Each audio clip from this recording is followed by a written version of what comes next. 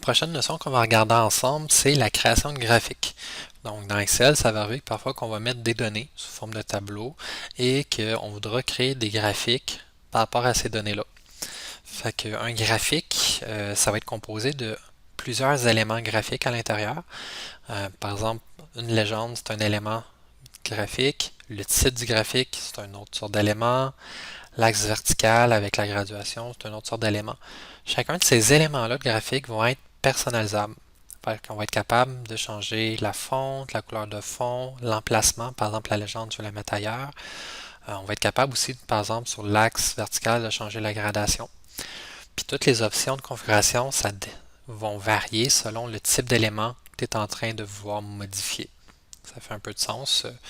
Par exemple, changer la gradation sur un titre, ça fait pas super de sens, mais sur un axe vertical, ça fait un peu plus de sens. Donc, on va regarder ça, les différents éléments. On va voir qu'on est capable d'en rajouter des éléments qui ne sont pas tous là par défaut, puis on va être capable d'en enlever aussi. Et pour créer un graphique, il faut sommairement, dans un premier temps, sélectionner les graphiques qui vont être utilisés pour notre graphique. Donc, on va voir qu'il y a des bonnes manières de sélectionner les données, puis on va voir aussi qu'il y a des mauvaises manières de faire. Puis si tu sélectionnes mal tes données, tout le reste va mal aller. Donc la première étape, sélectionner tes données comme il faut, c'est super important. Fait qu'on va voir comment en faire avec des exemples. Puis vous allez avoir un aide-mémoire un petit peu plus loin ici qui vous rappelle les bonnes manières de faire, les mauvaises manières aussi. Donc on sélectionne nos données, puis ensuite dans l'insertion, on va avoir des options qu'on va utiliser pour créer nos graphiques. On va voir ça ensemble.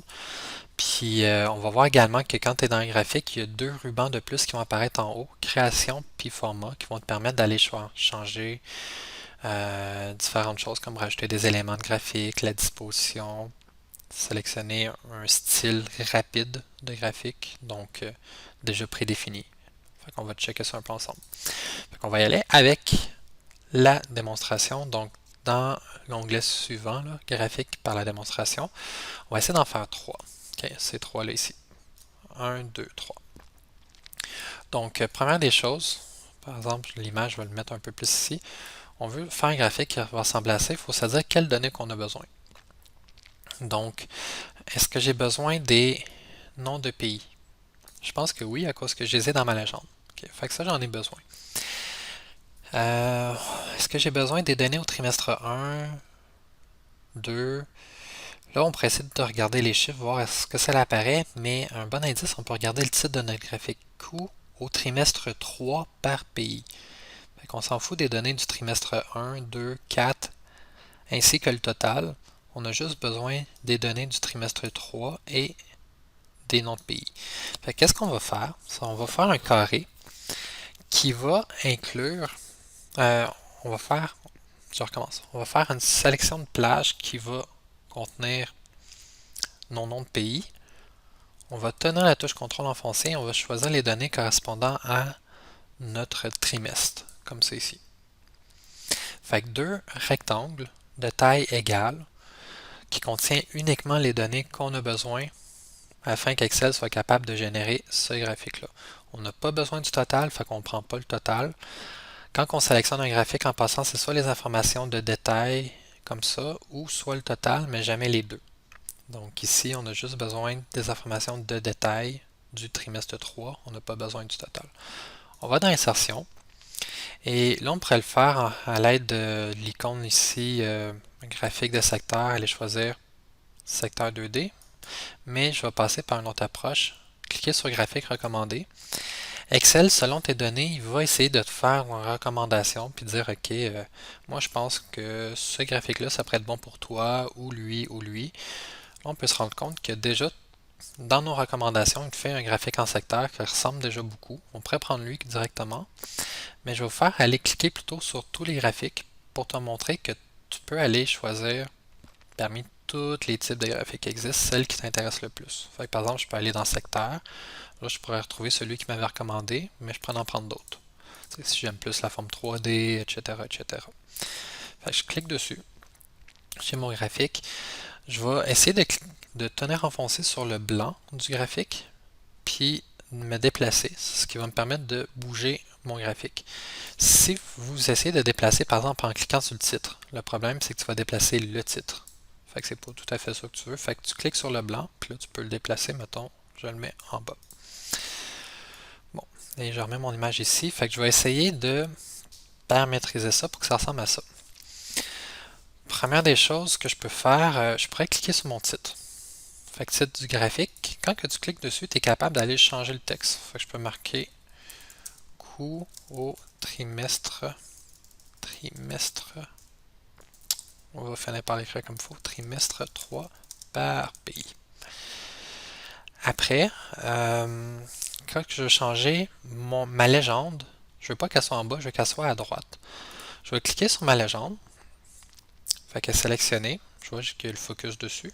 Je vais faire un clic droit, puis je vais prendre l'option avec un pinceau qui est celle en bas. C'est marqué format de la légende. Si j'avais fait clic droit sur autre chose, ça aurait été format de autre chose. Okay. Donc, en cliquant là-dessus, ça fait apparaître ce beau menu-là à droite, qui est toutes les options de configuration possibles sur une légende. Puis sont regroupées, dans ce cas-ci, sur une légende en 3 catégories. Remplissage et trait. Fait que si je veux changer la couleur de remplissage, ma légende, par exemple, je vais mettre une couleur unie, je ne veux pas en mettre, je vais mettre des bordures ou je ne veux pas en mettre. C'est à travers de ça ici, je préfère. Ça, se donner des effets d'ombre, etc. Et là, celle qui m'intéresse, c'est celle dans la troisième regroupement de catégories, option de légende. Tu vois que j'ai position de la légende est en bas, je peux la mettre à droite, comme ça. Cool. Fait que ça ressemble déjà pas pire. Dernière chose, une autre chose que je vais faire. On voit que j'ai certains éléments de graphique, mais il m'en manque un. Il manque les espèces d'étiquettes autour. Fait que ça, lorsque tu as le focus sur ton graphique, tu peux peser sur le bouton plus, puis aller voir les éléments de graphique que tu peux avoir en option dans ton graphique. Fait que tu vois, je pourrais enlever le titre ou le remettre. Sauf que là, je suis triste à cause ça efface mon titre. Fait que je vais faire CTRL-Z, CTRL-Z. Yeah. Fait que tu vois que je peux mettre le titre ou l'enlever. Même chose, les étiquettes, je peux en mettre ou non. Et dans le cas des étiquettes, tu vois, il y a une petite flèche. Fait que si je clique sur la petite flèche, je peux même choisir où est-ce que je veux les mettre. Fait que je peux dire, ah, j'ai vu comme un bar extérieur. Tadam! Fait que là, j'ai tous les éléments de graphique possibles pour ce type de graphique-là dans mon graphique. Prochaine chose que je peux faire, en passant, on peut le faire avec le plus, mais aussi dans le ruban création. Tu as ajouté un élément de graphique ici, puis tu peux aussi le faire de cette manière-là, ça revient à la même chose. Autre élément de configuration qu'on va regarder, ici, ma palette de couleurs est vraiment très différente de là. Je pourrais aller cliquer sur chacun de mes points de pizza 2 fois. Fait que ça me permet de sélectionner une pointe de pizza, puis aller changer la couleur manuellement pour chacun. Fait que je clique une deuxième fois. Je m'en vais aller choisir l'autre, je clique sur l'autre. Je pourrais toutes les changer comme ça, mais ça ne me tente pas de faire ça, okay? Parce qu'on en aurait pour longtemps. Fait que ce qu'on va faire à la place, je reclique sur mon graphique, c'est dans le ruban création, tu as modifié les couleurs, puis tu peux aller changer ta palette de couleurs au complet. Fait que par exemple, puis là tu as des suggestions de palette. Si tu prends la deuxième, tu te rends compte que ça donne exactement le résultat attendu. Fait que c'est cute. On a passé moins de temps pour le faire. Puis là, par la suite, si tu veux mettre une des points d'épisode d'une couleur différente, tu pourrais cliquer une fois, 2 fois, fait que ça sélectionne juste la pointe de pizza. On voit les petits picots, il y en a juste 3 maintenant. Puis là, je pourrais aller changer la couleur, dire ok, je veux mettre du rouge. Je pourrais faire ça. Je vais faire un CTRL-Z. Même chose aussi avec les étiquettes. Si je clique une fois, ça prend toutes les étiquettes. Fait que là, je changerai les options pour toutes les étiquettes. Mais si je clique une deuxième fois, là, c'est juste une seule étiquette. Fait que je pourrais, par exemple, la mettre en gras, je sais, la mettre en rouge, ou aller jouer avec les options ici. Je fais des CTRL-Z, CTRL-Z. Donc, ce premier graphique-là, il est fait. On va aller au deuxième. Fait que là, le deuxième, c'est coût trimestre des voyages pour l'année 2019. Coût trimestriel des voyages pour l'année 2019. Je vois que j'ai mes noms de pays. J'ai les informations pour chacun des trimestres.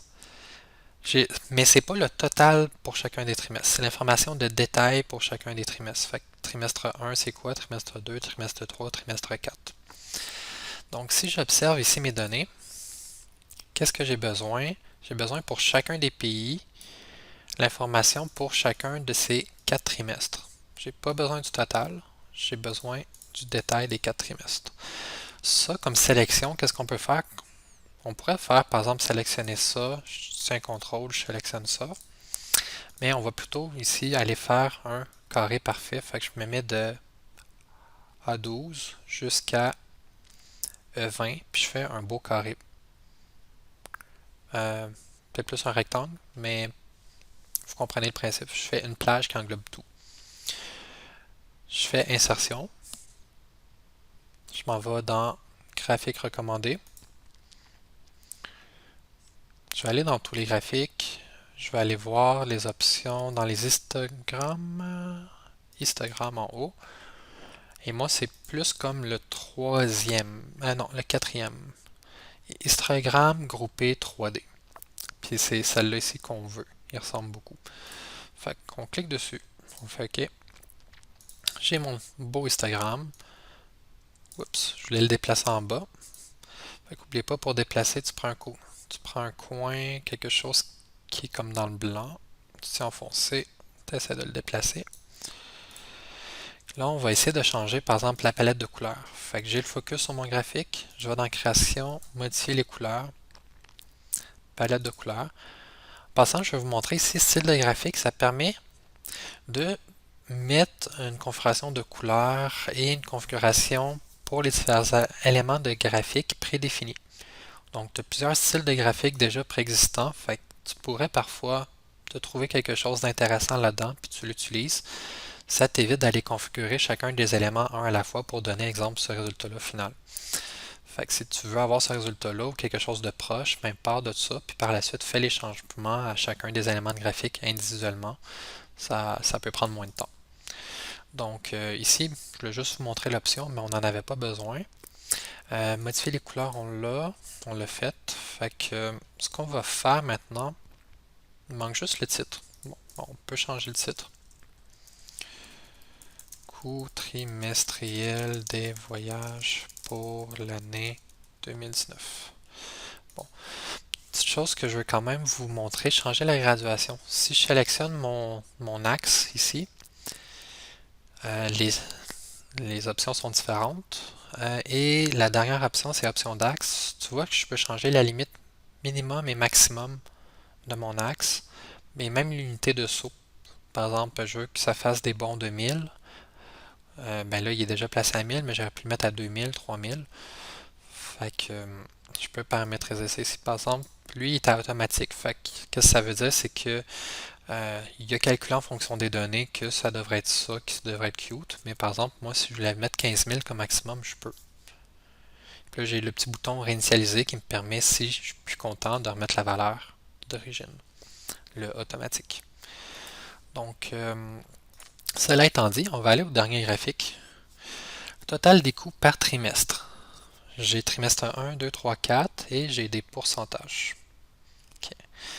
Donc là, première question importante, qu'est-ce que j'ai besoin comme sélection? Est-ce que j'ai besoin des noms de pays? Non, j'avais juste trimestre 1, 2, 3, 4. Ça veut dire que j'ai besoin de trimestre 1, 2, 3, 4, ça c'est sûr. Et est-ce que j'ai besoin du détail comme ça? Non.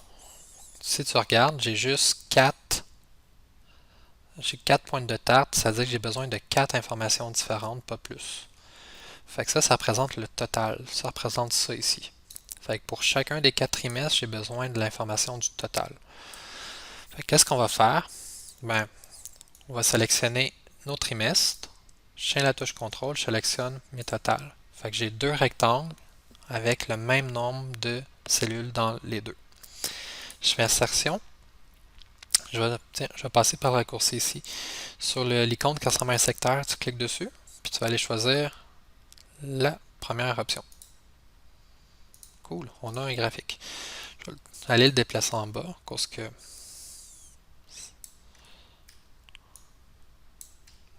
mon image est en bas. Donc ici, vous pourriez être tenté de vouloir faire toutes les modifications pour que ça ressemble à ça à la main. Mais en passant par les styles du graphique, tu vas te rendre compte que la troisième style de graphique, il ressemble pas mal à notre résultat final. Fait qu'on va cliquer dessus, puis on va partir de ça pour ensuite faire les modifications pour que ça donne ça. Fait qu'en fait, qu'est-ce qu'il manque comme modification? C'est l'emplacement des étiquettes, qui n'est pas à la bonne place. Fait que vous pouvez essayer de le faire par vous-même. Il faut simplement cliquer sur une des étiquettes, ça va sélectionner les 4. Puis ensuite, dans le dernier option de regroupement, option d'étiquette, sous option d'étiquette, tu vas trouver la position de l'étiquette, tu peux dire barre extérieure. Comme ça ici. Rien n'aurait empêché non plus de dire que une seule des étiquettes, par exemple, je veux que ce soit au centre. Fait que, par exemple, j'aurais cliqué sur...